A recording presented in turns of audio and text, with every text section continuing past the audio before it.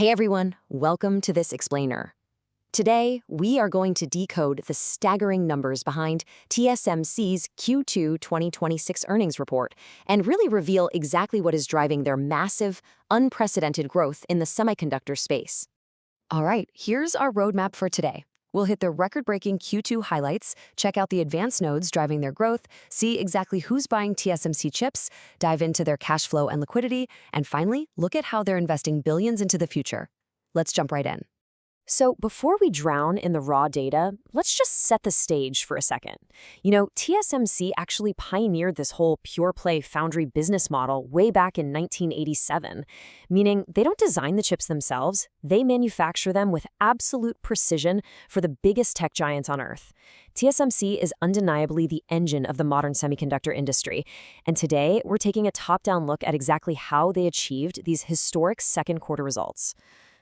Okay, starting us off with Section 1, record-breaking Q2 2026 highlights. Get a load of this number. TSMC reported a massive consolidated net revenue of 1.27 trillion new Taiwan dollars for the quarter. To put that into perspective, that's roughly 40.2 billion US dollars. This represents a 36% year-over-year jump. I mean, for a company that is already this deeply established, that kind of explosive growth is just wild. But wait, the growth doesn't stop at revenue.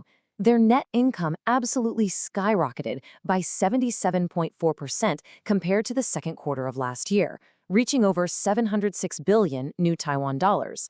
That translates to an incredible level of profitability, especially in such a highly complex and resource-intensive manufacturing environment. Now, seeing how they actually achieved that profit is fascinating. Check out their gross margin. It jumped to 67.7%. That is a massive leap from 58.6% just a year ago.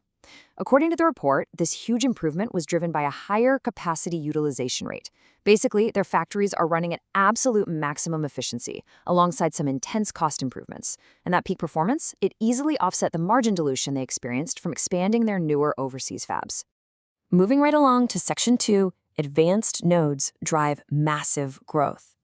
This is where the magic happens. A staggering 77% of their total wafer revenue is coming from advanced technologies, which they define as 7 nanometer and below.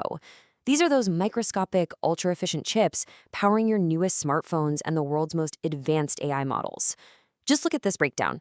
5 nanometer tech accounts for 33%, 3 nanometer is right behind at 30%, and get this, we're even seeing early shipments of the brand new ultra-dense 2 nanometer chips already capturing 3% of revenue.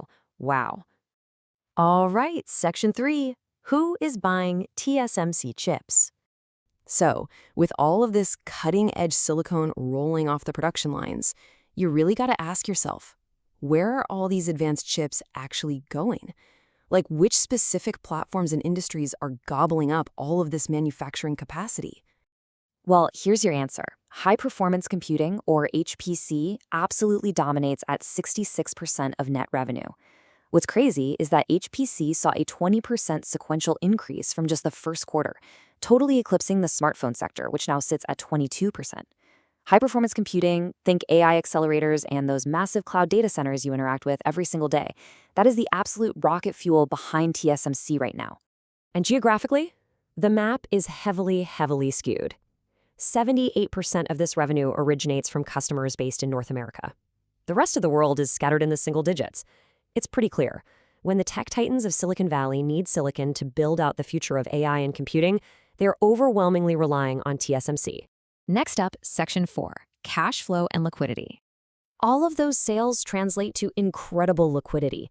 I mean, TSMC generated over 783 billion new Taiwan dollars in net cash from operating activities in just one single quarter. After factoring in their massive expenditures, they're left with a jaw-dropping ending cash balance of over 3.1 trillion new Taiwan dollars. They are literally sitting on a financial fortress. Oh, and it's also worth noting a unique little boost they got this quarter. Non-operating items saw a massive gain, primarily due to the disposal and mark-to-market gains of 63.2 billion new Taiwan dollars on Vanguard International Semiconductor, or VIS shares. So yeah, a very nice strategic financial win right on top of their core operational excellence. Finally, Section 5, investing billions in the future. So, what does a company actually do when it accumulates such an unbelievable mountain of cash and operating momentum? Well, they reinvest it at a staggering scale. They dropped 15.7 billion US dollars on capital expenditures in Q2 alone.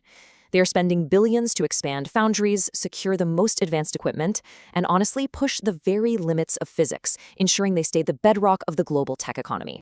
Which brings us to the big question. As TSMC continues to pour tens of billions into future capacity and even smaller nano architectures, how will this unprecedented expansion shape the next generation of computing we all rely on? When the absolute limits of silicon are being rewritten every single quarter, what incredible new technologies will these investments unlock next? Thanks so much for joining me for this explainer. Keep asking those big questions, and I'll see you next time.